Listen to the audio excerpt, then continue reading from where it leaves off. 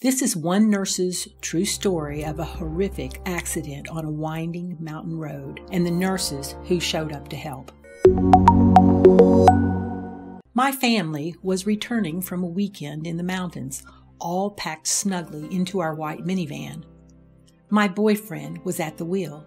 Music was playing, and I was trying to focus on that and not on the road. Running through reservation land and firmly out of cell phone range, one side of this 2-lane switchback road through the mountains is sheer rock, and the other side drops several hundred feet to the bottom of the canyon. The sun had set, and we were guided only by the reflective paint on the road. Blind curves made occasional headlights of cars suddenly appear in front of us.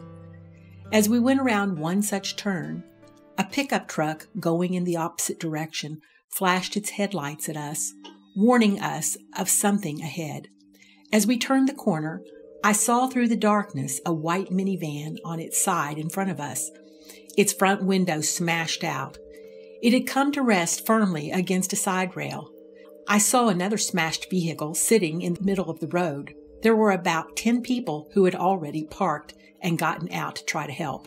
There were no reassuring flashing lights of an ambulance. There was a lone patrol car and one officer waving his flashlight to stop any traffic trying to drive through the scene. I didn't even question it. I had to help. As soon as our van stopped and I saw the road was clear, I stepped out into the sharp wind and ran to the van.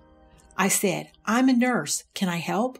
One of the women by the van introduced herself as a trauma nurse. The other one was a neonatology nurse. She said the patrol car had just called for help, but it would be a while before they could reach us.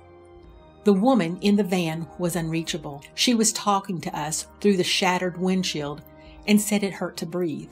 Someone had a flashlight shining on her face to check her color. She asked me to check on the man in the other car. The whole front end of the car was smashed in, and his legs were trapped. The steering wheel was firmly against his chest. Another man appeared and said he too was a nurse, ER in the local town down the mountain. Our patient was moaning and pale and not oriented. I crawled into the passenger side and used a flashlight to assess as much of him as I could see, which was not much. He had a large, deep laceration on his head, and then another nurse appeared and identified herself as such. Within 10 minutes of being there on this road in the middle of nowhere, there were 5 nurses on the scene. An hour went by on this dark, cold mountain. Another patrol car showed up, but no ambulances. The hour seemed like an eternity. There was no oxygen available, no monitors, no medical supplies, just our presence. We were told that 2 ambulances and 2 helicopters had been dispatched. We kept talking to the 2 trapped people, reassuring them that they were not alone and help was coming. The trauma nurse was truly amazing. She directed the rest of us on how to help and kept running between the 2 cars. As the roads above and below the accident backed up with cars, people ran to the perimeter, offering blankets, water, and flashlights, being careful to stay out of the way of those who were working.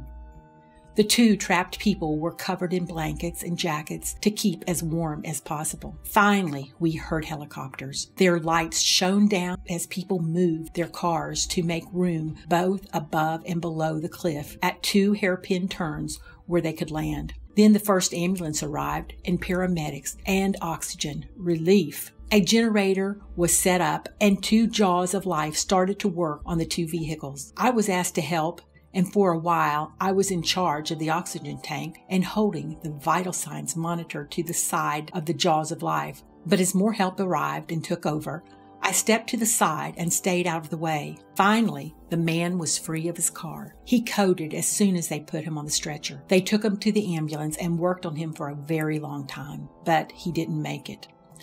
After 2 hours, the woman was still trapped in the van, but alive. Someone had broken through the back window to let themselves inside to start an IV and oxygen on her. The van rocked precariously as the person walked through it to reach her. I looked down the cliff to the winding road below and saw miles of headlights waiting below. Even though I was no longer helping, our van was not going anywhere. At least I could still do something. I could pray.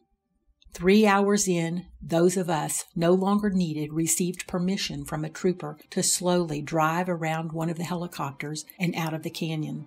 My boyfriend, who had been sitting with the kids in the van the whole time, saw us safely home just after midnight. As I warmed up in my bed, cocooned in layers of blankets, I kept replaying the scene over and over. Within minutes, there were 5 nurses who appeared on this dark mountain road. 5 nurses who stayed on duty until it was time to hand off our patients, and then disappeared quietly and anonymously into the night. Not heroes, just 5 nurses doing what nurses do.